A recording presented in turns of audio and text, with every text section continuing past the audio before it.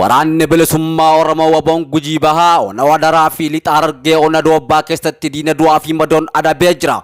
Gootichi waraana bilisummaa Oromoo waboon konyaa Gujii Bahaa keessa socho'u kaleessa muddee 15 bara 2022 aanaa wadaraa ganda hartee iddoo addaa mana barumsaa Meedhee Kalaalaa jedhamtutti hattee hidhuudhaan lukkeelee diinaa irratti tarkaanfii fudhateen humna waraana bilxiginnaa aanaa Adoolaa irraa gara wadaraatti bobbaan irratti tarkaanfii ilaalessaa fudhateen loltoota 15 battalatti ammoo irraa ajjeesu 24 ammoo madoo dandammii hin qabneen adabee jira. Gootichi waraana bilisummaa Oromoo zoonii Bahaa tarkaanfii weerartoota lafa Oromoo irratti fudhatu itti fufuudhaan kaleessa muddee 15 bara 2022 godina lixaa Harargee aanaa Doobbaa Araddaa Kufaa Kaas keessatti tarkaanfii fudhateen poolisoota waraana bilxiginnaa irraa 11 ajjeesuudhaan 9 ammoo madoo dandammii hin qabne irraan ga'uudhaan magaalatti ari'ee galchee jira. Haalli Tigraay keessaa yeroo tasgabbaawaa jiru kanatti walitti bu'iinsi Oromiyaa keessaa ammoo caalatti hammaachaa dhufuu isaa maddi oduu Associate Press gabaasee jira. Gandoota baadiyyaa aanaalee godina Horroo Guduruu Wallaggaa fi Wallaggaa Bahaa garagaraatti ammas haleellaan humnoota fannoo itti fufuu jiraattonni himanii jiran. Bakkeewwan haleellaan hidhattoota fannoo itti gaggeeffamaa turetti ammallee nageenya waraanaa akka hin bu'in jiraattonni himan. Humnoonni mootummaa raayyaa ittisa biyyaatii fi poolisiin humna addaa Oromiyaatis bakkeewwan daandiitti dhiyoo ta'an qofatti sakatta'iinsa raawwachaa waan jiraniif gandoonni baadiyyaa hedduun ammallee harka humnoota fannoo keessatti goolamaa jiraachuu jiraattonni komatan. Duulli qindaawaan hidhattoota fannootii fi humnoota milishaa Amaaraa daangaa ce'uudhaan Oromiyaa seenanii baname kun lubbuu namoota hedduu galaafachuu fi qabeenya guddaa mancaasuu jiraattonni himan. Bakkeewwan haleellaan hammaataan itti raawwatame Jaardagaa Jaartee Aliboo Kiraamuu fi Horroo keessatti hawaasni qe'ee fi qabeenya isaarraa buqqaafame guutumaan guututti bakkatti osoo hin deebiin jiraachuus odeeffannee jirra. Bakkoota namoonni murtaa'an deebi'anii qubatanitti ammoo haleellaa riphee loltummaatiin humnoonni fannoodhaa adeemsisaa jiraniin ilmaan Oromoodhaa ammallee ajjeefamaa jiraachuu maddeen himan. Aanaa Amuuruu magaalaa Agamsaa fi Cidhattii keessatti guyyoota 3 asitti lubbuun namoota nagaa 7 ol darbuu fi loon hedduun saamuu jiraattonni himan. Kutaalee Oromiyaa garagaraatti dargaggoota barattootaa fi barsiisonni Oromoodhaa humnoota mootummaatiin doorsifamaa reebamaa fi hidhamaa jiraachuun dhaga'amaa jira. Duulli namoota nagaa reebamuu doorsisamuu fi hidhuu kun magaalaa Burraayyuu fi Bahaa Oromiyaa aanaa Haramayaatti uummata irratti hammaatee itti fufee jira. Magaalaa Burraayyuu keessatti barattootaa fi barsiisonni hedduun badii tokko malee humnoota mootummaatiin hidhamuu fi hedduun isaanii ammoo hidhaa fi reebicha sodaadhaa magaalattii irraa boqachaa jiraachuu himan. Magaalaa Burraayyuutti kan argamu mana barumsa burqaa naannoo sadarkaa takkaffaa fi lammaffaa irraa barattoonni 20 ta'anii fi barsiisonni 8 ta'an hidhamuu himamaa jira. Jiraattonni magaalattii akka himanitti reebicha hidhaa fi doorsifni kun kan hammaate hiriira mormii tibbana barattoonni gaggeessan booda akka ta'e himaa jiran. Waboodhaaf hiriira baasan jechuudhaan barattoota hidhaa barattoota irratti ragaa bahaa jechuudhaan barsiisota dirqisiisanii kanneen didan hidhaa jiraachuu maddeen himan. Barsiisonni yeroo ammaan tanaa hidhamaa jiran kunniin isaan quuqama sabaa qaban ta'uu kan himan maddeen waraanni mootummaadhaa magaalaa Burraayyuu keessatti heddumminaan bobbaafamee uummata nagaa goolaa jiraachuu himan. Yeroo ammaan tanaa kana barattoonni hiriira ba'an reebicha humnoota mootummaatiin irratti raawwatameen hedduun isaanii miidhamanii hospitaalatti yaalamaa jiraachuu maddeen himan. Gama biraatiin godina Harargee Bahaa aanaa Haramaayaa araddaalee aanichaa kanneen akka Dhaamotaa fi Xinniqqee jedhaman dabalatee kanneen biroo keessatti dargaggoonni sababa waboo wajjin hariiroo qabu jechuudhaan hidhaa fi dararaa adda addaatiif saaxilamaa jiraachuu odeeffannee jirra. Keessumattuu araddaa Dhaamotaatti ajjechaa tibbana barataa Saalim Suufiyaan jedhamu irratti raawwatamee wal qabatee maatii fi dargaggoota godinichaa kanneen haqni ilmaan keenyaa nuuf haa ba'u namni isa ajjeese seeratti nuuf haa dhiyaatu jedhanii gaafatan irratti dararaan raawwatamaa jiraachuu jiraattonni himan. Gargaarsi namoomaa ulaa 4 gara Tigraay seenaa jiraachuu UN'n himte.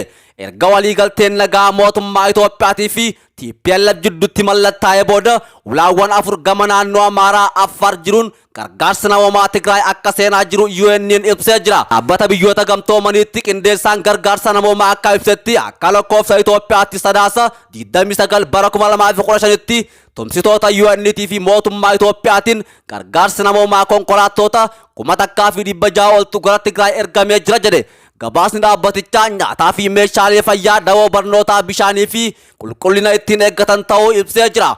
Hojjettoonni gargaarsa keenyaa odeeffannoo nuuf kennanii waliigaltee nagaa booda akkaataan gargaarsi ittiin dhiyaatu fooyya'aa dhufee jechuudhaan ibsanii jiran. Mootummaan Itoophiyaatis dhiyoo kana gargaarsi danqaa tokko malee akka dhiyaatu ibsee ture. Waliigalteen nagaa mootummaa TPLF waliigalan irratti dhimmoota kaan keessaa walitti bu'insa hanqisuun ala tajaajiloonni bu'uuraa akka eegalan taasisuudha.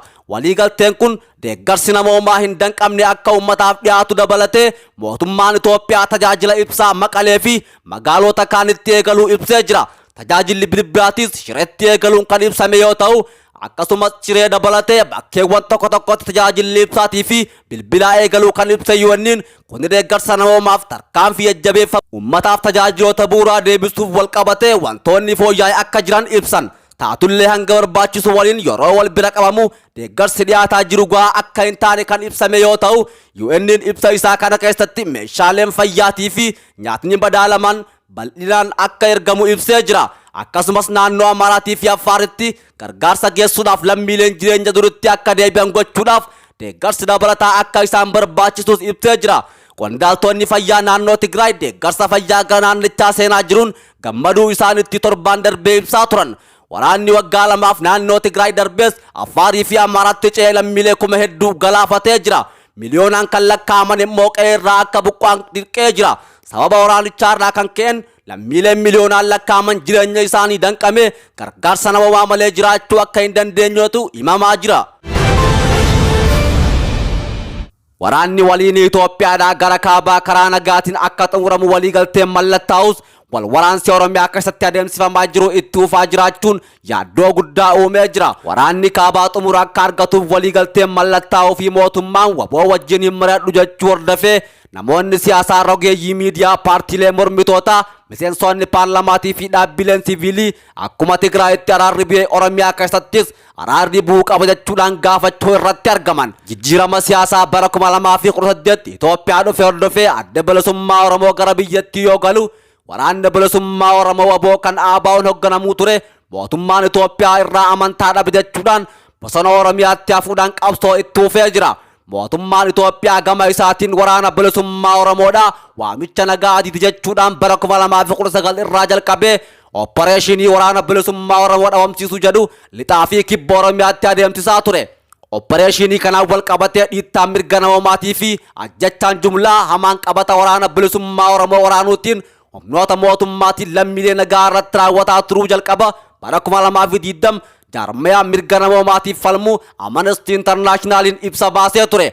Mootummaan duula jalqabaa itti fufuudhaan bara 2020 keessa duula waboo balleessuu kan labse yoo ta'u, dargaggoota nagaa hedduun bakkoota garaagaraatti ajjeesuudhaan hammaatee itti fufee jira. Dargaggeessi qabee fi dabtaraan Adwaayii falmee jijjiirama siyaasaa Itoophiyaa keessatti fide qabsoo karaa nagaa irraa abdii murachuudhaan gaarreenii fi bosona Oromiyaa seenuu filate. Kuni kanaan osoo jiru ajjeefamuun artistii Haacaaluu Hundeessaatii fi hidhamuun hooggantoota siyaasaa Oromoo daandii qabsoo karaa nagaa cufan. Dargaggoota qabsoo hidhannootiif kakaase gurraandhala 22 bara 2020 Itaamaajoor Shoomiin raayyaa ittisa biyyaa Fiildi Maarshaal Birhaanuu Juulaa waraana bilisummaa Oromoo Gujii lamaan keessaa barbadeessine hamma xiqqootu qeellam Wallaggaatti hafe jechuudhaan dubbatanii turan.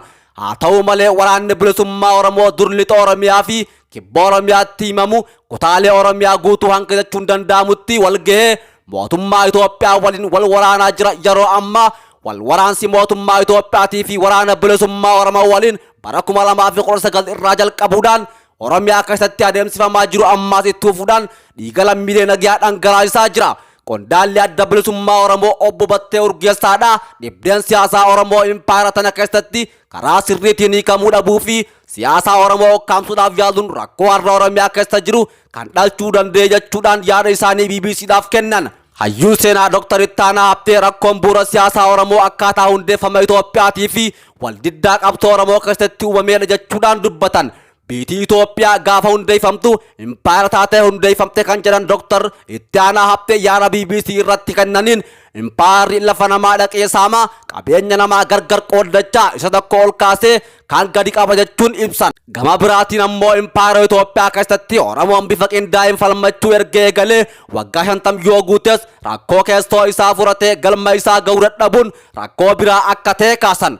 Mootummaan Itoophiyaadhaa adda bilisummaa uummata Tigraay wajjin waliigaltee nagaa mallatteessuu hordofee Oromiyaa keessatti lolli waraana bilisummaa Oromootii fi mootummaa Itoophiyaa jidduutti adeemsifamaa jiru furmaata argata jedhamee eegamus ejjennoo gama mootummaa Itoophiyaatiin mul'ate marii nagaa waraana bilisummaa Oromoo wajjin teenyu hin jiru kan jedhudha.